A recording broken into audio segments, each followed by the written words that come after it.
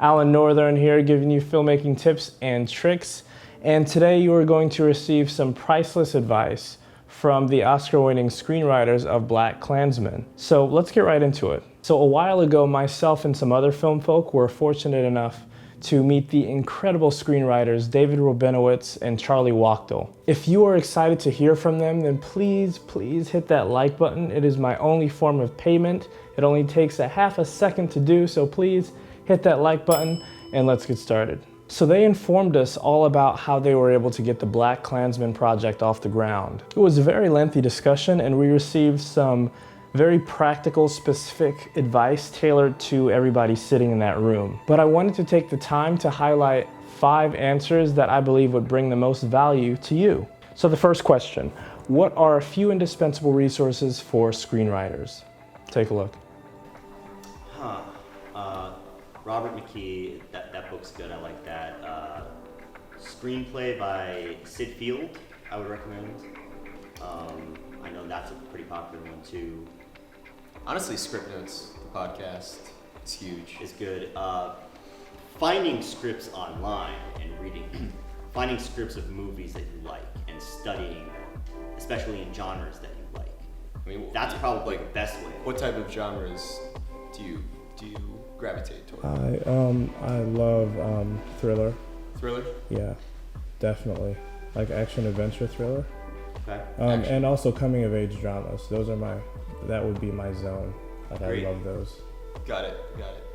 So, if I were you, I would make a list of the movies you feel, execute best in that genre, and study them. Take a look at them, see what makes them successful. Take some notes, and it's all. I find it's always helpful to do that as you're writing a script in the same genre as well. Yeah. Right.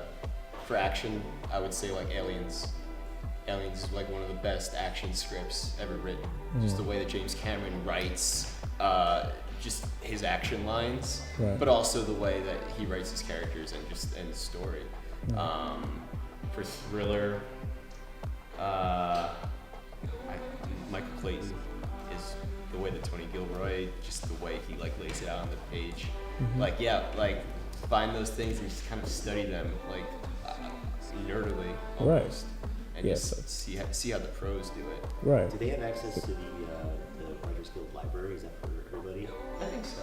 The Writers Guild Library in right across the street from the Grove. I think anybody can go there, and they have an archive of a bunch of screenplays that you can just go there and check out. So. Awesome. So pretty much picking up screenplays, doing your research. Awesome. Yeah, and also just we don't talk about voice, but every writer has a different voice, and you get to be exposed to all different kinds of voices with every script that you read, and the voice, of course, matters, and it is helpful if you do have a specific voice, because people, agents, producers, whoever, they like to see that. As you can see, I wasn't my perky, bubbly self when I was talking to them. I was pretty nervous, but I don't know why. They're just, regular humans, who happen to be in the industry, who happen to have an Oscar, no big deal. Next question. As writers, what content are you consuming? Lately, not that much. Not as much as I'd like to be watching. I watch, right now I'm watching TV shows, Westworld, Silicon Valley, and bless you.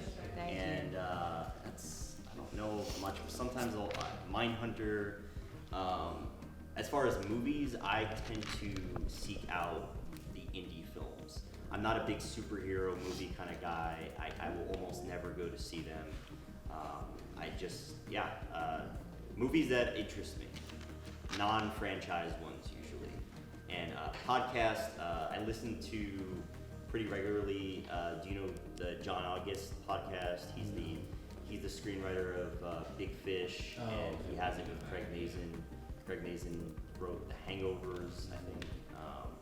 And they have it every Tuesday. It's called Scripts and Scribes, and it's incredibly helpful. I think I still find it useful. They talk about the business of screenwriting, and they get into the nitty-gritty of it all, and it's great. It's great. Yeah, I'm kind of the same. I don't watch as much as I would like to. It's almost like I feel guilty not going to the theater as much. It's like we want to support that.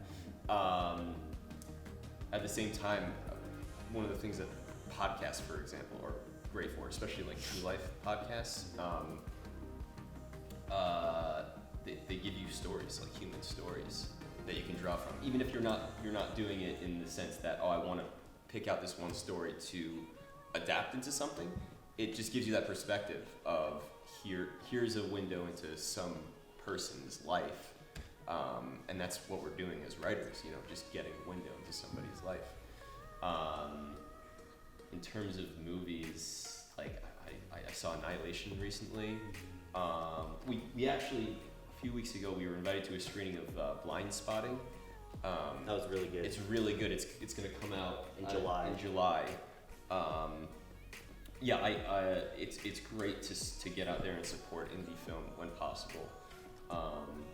And a lot of times we see films because we just, by necessity, we're going into a lot of these general meetings with all these producers, and they're doing all these different kinds of films. Today we had a meeting with Platinum Dunes. We did A Quiet Place, and our agent told us before we went into the room, like, have you seen the movie? Because they might be looking to hire somebody for the sequel.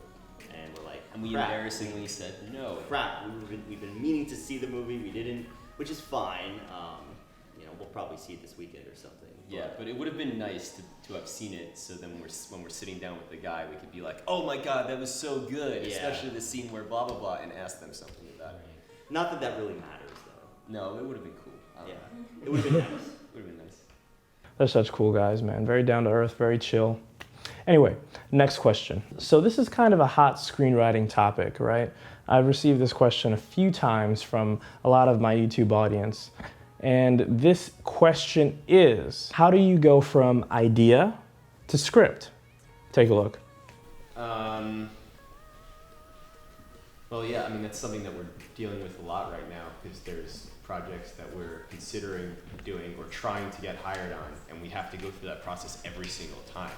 So you think that we would have like a good way to do it, and we don't really. It's never perfect. It's always gonna be messy, and you're honestly, it's an act of throwing a bunch of stuff against the wall, seeing what sticks, and throwing more stuff against the wall and seeing what sticks. I think you need to workshop your ideas along the way. If you get an idea and you think it's a really good idea, then you start talking to someone you trust, or a peer professional, and get their opinions on it, because you'll know pretty quickly what the positives and negatives are of the idea, and whether or not it has potential, or you're thinking about it the wrong way. And not only at the beginning, but I think as you're working on drafts, what we like to do is, before we send our scripts out to industry people, we like to get it out to the lower tier of, like, friends and family, to get like people's immediate reactions. Read it as you would a story.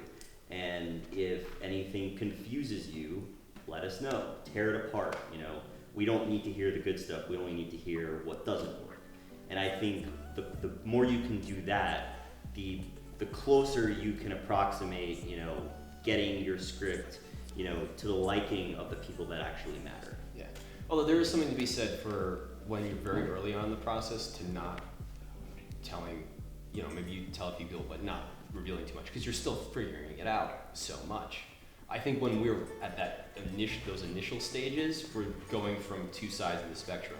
One side is the broad strokes spectrum, where we're like, okay, here's generally what the first act is, here's generally what the second act is, here's generally what the third act is, and some major turns in there. And then the other side of the spectrum is, based on this premise, what is a cool moment, or a cool scene, or a cool character? So we're looking at it from this side and then everything, and then we fill in everything in between. And again, it's not a clean process. Yeah, and it could start with a cool moment. The last thing we wrote, it literally started with a cool moment. And we sort of just built it backwards. We built it around it. Yeah, but it's different every single time, and that's what's frustrating about it. That's so true, right? The writing process is just so messy, and it's all about discovering what works for you as the writer. And it's not gonna be the same every time. There's gonna be a different process for each and every project. But my question to you guys is, do you believe that there's a way that you can streamline that process from idea to script? Let me know in the comments below. Next question, how do you collaborate with multiple writers on a project? Take a look. Good question. I think to start, well, it helps that we've had a relationship together for so many years. We know each other so well. We have respect for each other. It also, I think, helps to have similar tastes in the kind of films that you like and the kind of films that you want to make. If you can come up with an idea and the other person can get excited about it, I think you're, halfway there. Yeah, and also the element of you're not hesitant to tell somebody, the other person, that whatever you did doesn't work, without getting the ego bruised or bruised too much. And that's really hard to do, obviously, especially, when you're just starting out, if you're starting in high school or early in college even, people, there's a reason why there's a lot of people, there's a stigma associated with, I don't want this person to read my script, because you're afraid for what that person's gonna say. And I think that you gotta find a way to get over that as quickly as possible, because you need people to tell you what they're thinking, and you need to get that unfiltered truth. It's the only way that you're gonna get better, and you're gonna be able to see things, the way they should be seen, rather than, somebody just stroking your ego or whatever. And honestly, an underrated part, we were talking about writing partners, an underrated part of having a writing partner is when you're just by yourself, you're just writing by yourself, when you end up actually showing that work to somebody else, it's can feel like a big deal, like you're exposing yourself. When you're with a partner, we're always sending things back and forth, so you get over that really quickly. Yeah, and do you write together was the question, other part of that question. Yeah. We don't typically write in the same room together. The way we do it is we like to divide and conquer. We like to outline together. We will definitely outline together, and these are very detailed outlines. Mm-hmm. So there's no, disagreement on the content of the scenes. Even if we have lines of dialogue, we'll throw them in the outline. Why don't you just throw everything in? And this method, of course, doesn't work for everybody. Everyone has their own thing. There's no right way to go about doing it. Some people like to use note cards. I tried that once. It's not for me. But once we have the outline, though, then we divide very much. It's all right, you take scenes 1 through 5. I'll take scenes 6 through 10. We do them separately, and then we send them to each other, and we swap them. We overwrite each other's work, and then we send them back, and then we overwrite each other's work. Yeah, it's I'll take Act 2. That's 60 pages. He'll take Act 1 and Act 3. We'll just keep swapping until we're happy with what we have, or we'll sit down, we'll stop writing for a bit, we'll try to figure out why something isn't working, and overall you just want to try to be making the same movie together. Right. If you're making the same movie and you're doing all the right things and you're whittling down all the words and you're constantly rewriting and you're being hard on yourself, you're going to be moving in the right direction. It's only going to be getting better. I've definitely heard of writing partners that they're in the same room, writing, one person's typing and one person's sitting behind, and that sounds like the worst thing in the world.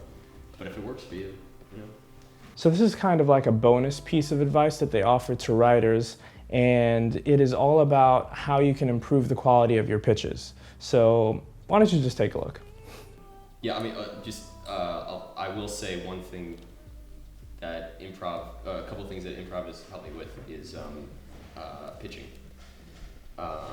It's so much easier to pitch, because the old joke is that writers they're supposed to be good at writing, but then they're asked to go in and talk and communicate their ideas that way. If you do stuff like performing, go to an acting class, improv, that means if you're going out on a stage and not having any preparation and being okay with a pitch, you've done preparation, it's going to help so much. So if you do any sort of performing, if that's your bag at all, I would recommend it, for sure. If you enjoyed it, please like and comment below. And also, if you enjoyed the content a lot, then subscribe because there's more content coming soon. If you'd like to take a look at my film, The Brotherhood, it's on Amazon Prime right now. And if you'd like to have a Clover key in your arsenal as a filmmaker, then please pick it up. It's always fun talking to you guys. Until next time, see ya.